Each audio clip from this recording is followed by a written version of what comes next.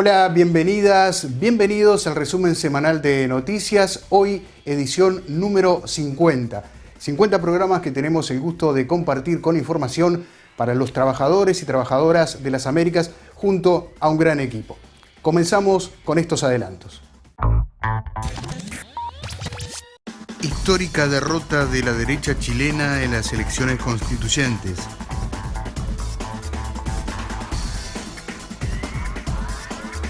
Naciones Unidas advierte que largos horarios en el trabajo causan 745.000 muertes anuales. 6.500 trabajadores han fallecido en las obras del Mundial de Fútbol de Qatar.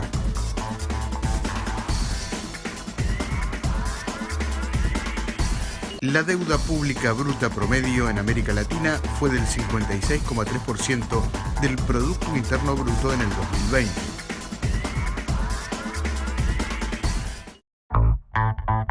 Vean ustedes, los extensos horarios laborales han causado más de 745.000 muertes, de acuerdo al siguiente informe.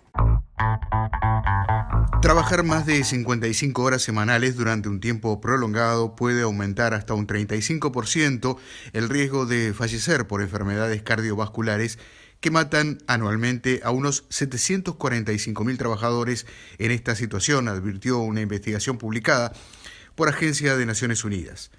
El estudio, coordinado por la OMS y la Organización Internacional del Trabajo, OIT, concluye que estas muertes subieron un 29% entre 2000 y 2016, por lo que los horarios prolongados ya son el principal factor de riesgo laboral y provocan un tercio de los problemas de salud ligados al empleo. La investigación, primera llevada a cabo globalmente sobre los efectos de los largos horarios en la salud de los trabajadores, detalla que estos causaron en 2016 hasta 398.000 muertes por enfermedades cardíacas, un 42% más que a principios de siglo, y 347.000 por infarto, un aumento del 19%.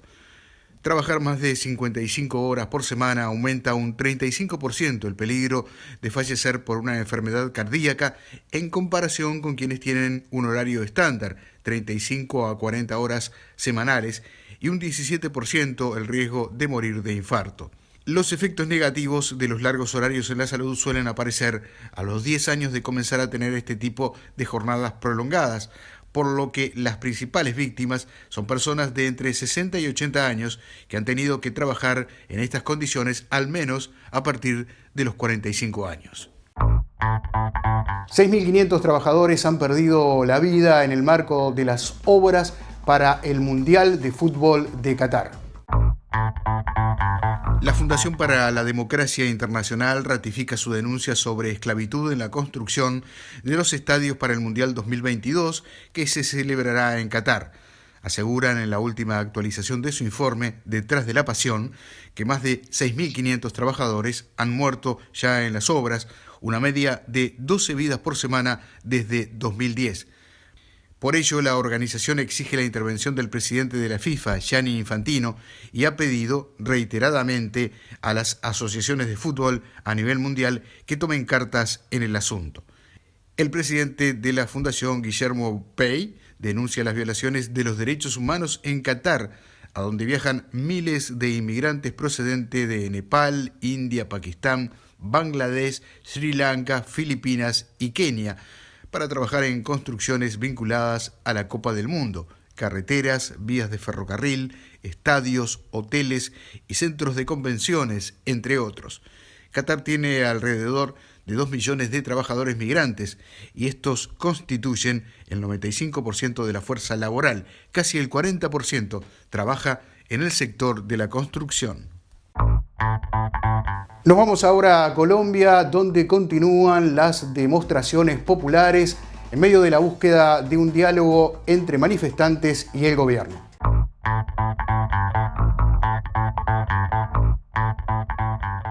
Las protestas contra el gobierno del presidente colombiano Iván Duque buscan cambios en la política social y económica, al igual que cese la brutalidad policial contra las marchas. La mayor concentración se registró en Bogotá, en donde cientos de personas, la mayoría jóvenes, llegaron desde diferentes puntos de la ciudad. Vivir en la tierra más rica y ver el poder de los cerebros más pobres. No más represión a la protesta y queremos educación sin hipotecas, se leía en pancartas que los manifestantes llevaban consigo.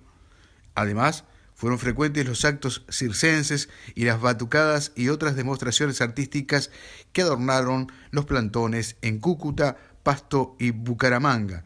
En Medellín primó el encuentro de jóvenes en parques y sus actividades se circunscribieron a actos culturales y musicales que no ocasionaron ningún contratiempo.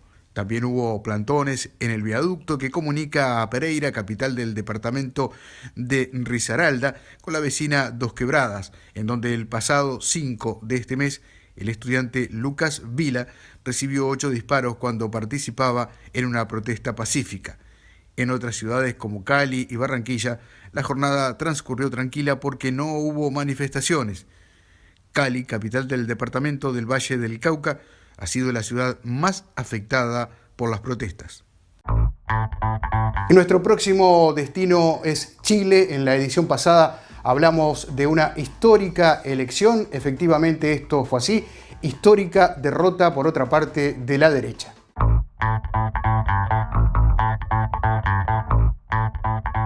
En contra de todo pronóstico, los independientes y la oposición obtuvieron más de 2/3 de los escaños para redactar la nueva Carta Magna, la primera que nace de un proceso plenamente democrático y participativo en la historia del país. La derecha, que presentó una única lista conformada por partidos del oficialismo, es la gran perdedora de estos comicios al conseguir menos de 1/3 de los escaños de la convención, el porcentaje necesario para influir en el texto y vetar artículos. En estas elecciones, la ciudadanía nos ha enviado un claro y fuerte mensaje al gobierno y también a todas las fuerzas políticas tradicionales. No estamos sintonizando adecuadamente con las demandas y con los anhelos de la ciudadanía. Y estamos siendo interpelados por nuevas expresiones y por nuevos liderazgos. Es nuestro deber como gobierno escuchar con humildad y con atención el mensaje de la gente, pero además esforzarnos y hacer todo lo que sea necesario para interpretar y responder mejor a las necesidades, los anhelos y las esperanzas de los chilenos. Este fuerte y claro mensaje nos exige sin duda una profunda reflexión. Se trata de figuras ajenas a la política que buscan canalizar las demandas ciudadanas de la crisis social de 2019 y su irrupción es vista por muchos expertos como el comienzo de un nuevo modelo de política ciudadana y el certificado de defunción de los partidos chilenos. Y los jóvenes chilenos han sido un factor clave en el resultado final de la pasada elección. Hace 1 año y medio, los jóvenes pusieron en jaque al sistema con una revuelta por un modelo más justo, sin comparación en la democracia chilena. Su descontento impulsó un proceso constituyente inédito y su participación en los comicios de este fin de semana es crucial para legitimarlo. Lucas Ramírez, de 19 años y debutante en las urnas, destacó la importancia de participar en estas elecciones. Encuentro que es importante como tomar este tipo de decisiones, ya que nosotros en el fondo decidimos lo que pasa en el país. Entonces es mejor tomar este tipo de decisiones para evitar esos problemas de que después eligen por nosotros, cosas así. De los 14,9 millones de ciudadanos llamados a elegir a los 155 convencionales que redactarán una nueva constitución que reemplace a la actual de sesgo neoliberal y heredada de la dictadura militar, el 41,3% son menores de 40 años, un grupo etario con altas tasas de abstención a excepción del plebiscito de octubre. En aquella votación que fue la salida a las revueltas que encontró la clase política y en la que el 80% de los electores decidieron enterrar la constitución del régimen de Augusto Pinochet, la participación de los jóvenes entre 18 y 25 años subió un 20% comparada con el 36% de las presidenciales de 2017. Amalia Gálvez, de 25 años, está convencida de que habrá una gran convocatoria y destaca la labor que ha hecho su círculo de amigos de cara a los comicios. Que todos se informaron mucho antes de venir a votar, todos están como súper activos en este nuevo proceso ciudadano que estamos viviendo y se nota en especial en los jóvenes mucho deseo como de venir a votar y en verdad poder tomar decisiones para que después podamos tener un mejor Chile para todos, en verdad. La nueva Carta Magna debe ser sometida a referendo en 2022 y de ser ratificada sería la primera que nace de un proceso paritario y plenamente democrático y participativo en la historia de Chile. Para la Comisión Económica para América Latina y el Caribe, la CEPAL, Paraguay fue el país de la región que menos deuda pública contrajo durante el año 2020. La deuda pública bruta promedio en América Latina fue del 56,3% del Producto Interno Bruto en el 2020, lo que significó un incremento de 10,7 puntos porcentuales respecto del 2019.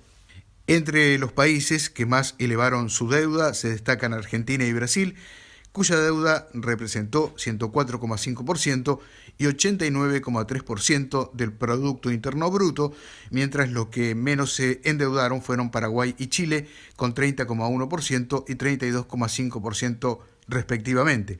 Según el reporte, Paraguay pasó de tener una deuda equivalente al 19,6% del PIB en el 2019 al 30,1% en el 2020, un aumento de 10,5 puntos porcentuales sobre el producto en solo un año. Sin embargo, según los datos del Ministerio de Hacienda, esta cifra arribó significativamente en lo que va del 2021. La CSI exige el cese inmediato de la violencia en Medio Oriente. Con esta y otras noticias abrimos el siguiente compacto informativo.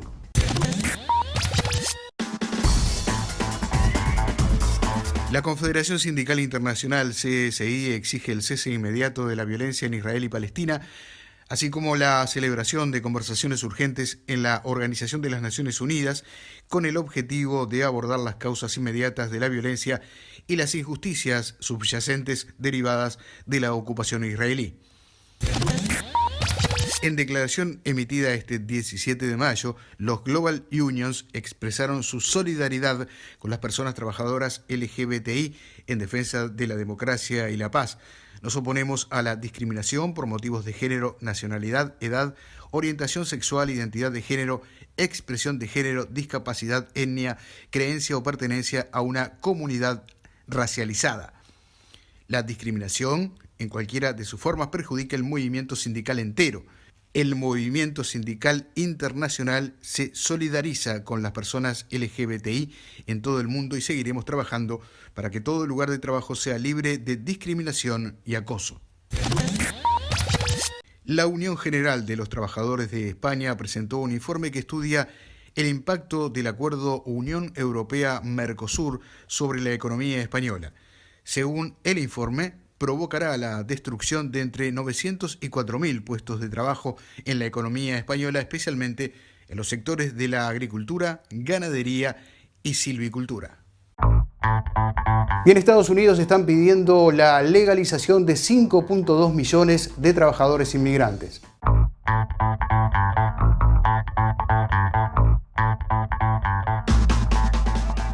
Legisladores demócratas, dirigentes religiosos y activistas abogaron en una audiencia del Subcomité de Inmigración, Ciudadanía y Seguridad Fronteriza en el Comité Judicial de la Cámara Alta estadounidense por una senda a la ciudadanía para 5,2 millones de migrantes indocumentados que han sido trabajadores esenciales durante la pandemia.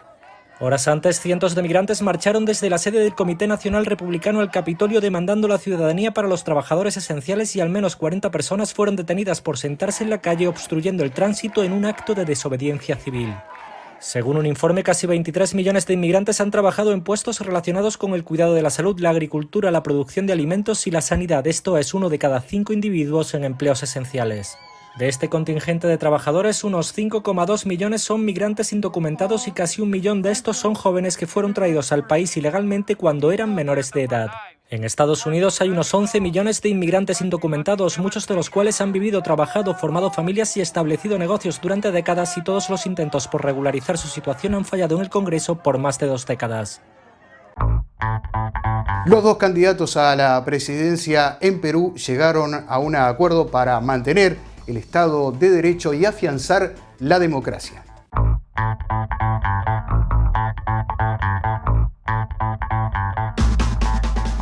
Los candidatos presidenciales peruanos, Pedro Castillo y Keiko Fujimori, suscribieron el lunes un acuerdo que los compromete a defender a la democracia y el Estado de Derecho en su país, faltando 3 semanas para la segunda vuelta electoral en Perú. Los contendientes, que protagonizan una de las campañas más polarizadas de los últimos tiempos, también se comprometieron a vencer la pandemia mediante estrategias eficaces con base científica, a respetar las instituciones y la libertad de expresión y de prensa, y a dejar el poder el 28 de julio de 2026, cuando terminará el mandato sin buscar la reelección. El acuerdo también establece que cualquier cambio de la Constitución se hará a través de los mecanismos legales y constitucionales, y aseguran la libre asociación, promover y proteger la lucha contra la corrupción, la inseguridad ciudadana, el terrorismo y el narcotráfico, y también incentiva a respetar a los tratados internacionales y al sistema interamericano de derechos humanos y la inversión privada que trabaja sin dañar el medio ambiente. El juramento fue dirigido por el cardenal Pedro Barreto y ha sido una iniciativa de la Conferencia Episcopal Peruana, la Unión de Iglesias Cristianas Evangélicas del Perú, la Asociación Civil Transparencia y la Coordinadora Nacional de Derechos Humanos. Esta proclama es el resultado de la desconfianza que ambos candidatos han generado entre la mayor parte del electorado, que consideran que las propuestas de uno y otro, así como su pasado político, son una amenaza para la democracia y las libertades.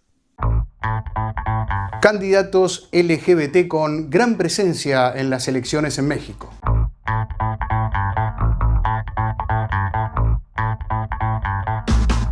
México vivirá el próximo 6 de junio las elecciones más grandes de su historia, con un número inédito de candidaturas LGBT, gracias a una combinación de políticas incluyentes del Instituto Nacional Electoral, INE, y un activismo cada vez más visible que ha sacudido a los partidos.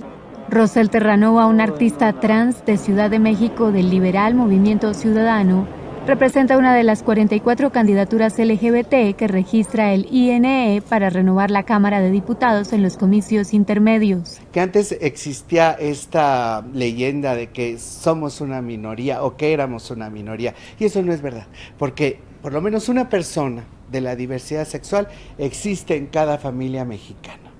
Entonces, ¿cuál minoría? Terranova espera llegar al Congreso para impulsar los derechos LGBT en todo el país, pero también una agenda amplia de derechos humanos que incluya a otros grupos históricamente discriminados y a personas marginadas sin acceso a servicios básicos. Un legislador tiene que trabajar por todos, porque hemos estado en gira en Guerrero y en otras latitudes donde falta el agua y es desgraciadamente un hecho que tiene años y que nadie hace nada. O sea, vamos a trabajar por todos.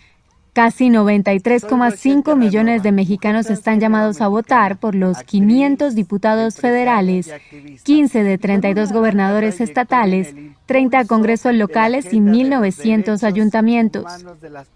El INE ha implementado nuevas reglas para que los partidos postulen a personas indígenas, con discapacidad, afromexicanas, migrantes y de diversidad sexual. De más de 5.300 candidaturas para diversos cargos que respondieron a un cuestionario de identidad del INE, el 1,9% se identificó como parte de la comunidad LGBT. La mayoría, casi el 30%, está en Movimiento Ciudadano, seguida por el naciente Redes Sociales Progresistas con el 16,5% y el Partido de la Revolución Democrática de centro izquierda y opositor con el 13,5%. Nos vamos ahora a la isla de La Española, que comparten Haití y República Dominicana, donde se vive un proceso muy complejo en la región, particularmente en la frontera entre esos dos países.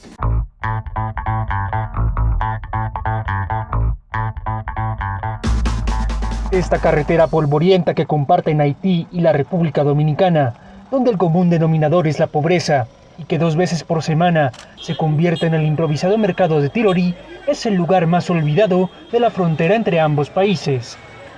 Allí ni siquiera ha llegado la noticia de la verja que construye el país dominicano para protegerse de los robos, el contrabando y el paso irregular de personas. Un proyecto que explica el director general de Migración, Enrique García. No solamente es para evitar la trata de personas, es para evitar el robo de ganado, es para evitar el trasiego de mercancías robadas, es para evitar el robo de vehículos, es para evitar el trasiego de armas. Son muchas las ilegalidades que vamos a tratar de controlar. Sin embargo, estos problemas crecen al amparo de la corrupción de algunos oficiales. Así lo denuncia Lorenzo Valenzuela, uno de los pocos comerciantes dominicanos que se acercan al mercado de Tilorí y quien se queja de tener que pagar cobros ilegales para llegar hasta allí. Tenemos muchos problemas con los militares, porque no nos dejan llegar a los mercados, nos quitan demasiado cuarto para venir aquí a los mercados. Nos quieren quitar, yo tengo una patana y tiro sal para acá, y nos quieren quitar 4.000 pesos para poder meter el camión de sal para acá. El sacerdote Regino Martínez, quien ha trabajado con inmigrantes durante más de 4 décadas, confirma la mencionada corrupción en la frontera y señala las razones de la misma. Hay toda una red oficializada, tanto de parte del poder como de parte del pueblo. Porque aquí el ser traficante es un trabajo, porque la gente no tiene de qué vivir. En los 4 pasos oficiales entre ambos países fueron instaladas cámaras de video que no solo sirven para la seguridad, sino para velar que los militares hagan su trabajo honestamente. Sin embargo, las denuncias de irregularidades continúan entre los miles de deportados que regresan cada mes a Haití desde Dominicana. Jesula Blanc, coordinadora de la Mesa de Diálogo Transfronterizo, confirma dichas anomalías. No lo tratan bien, a veces llegan con mucha hambre y vienen muy sucia y si no quieren subir se lo golpean también. Esta activista se opone al muro que promueve el presidente Luis Abinader y aboga por que ambos países trabajen en pro de una frontera de paz. Y en Nicaragua el chocolate se ha transformado en un insumo que cobra popularidad a nivel mundial.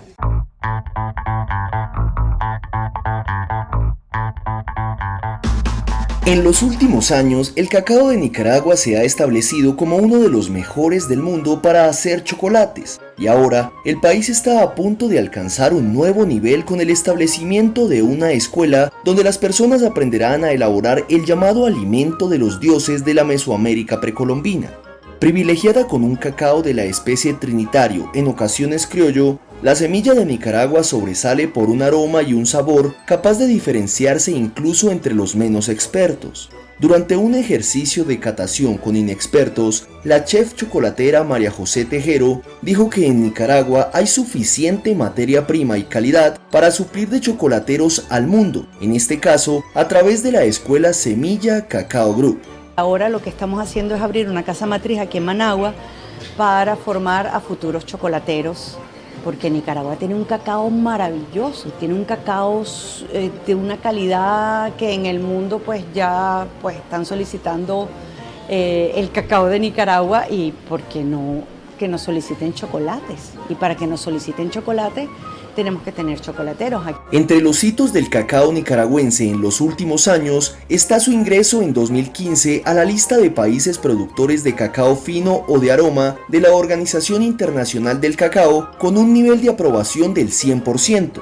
Otro fue su ubicación como uno de los 17 mejores del mundo en los Premios Internacionales del Cacao 2015 celebrados en Francia, y más tarde, en 2016, la medalla de oro al mejor chocolate orgánico del mundo en la categoría barras de chocolate oscuro con opayo 68% en Londres durante los Premios Internacionales del Chocolate.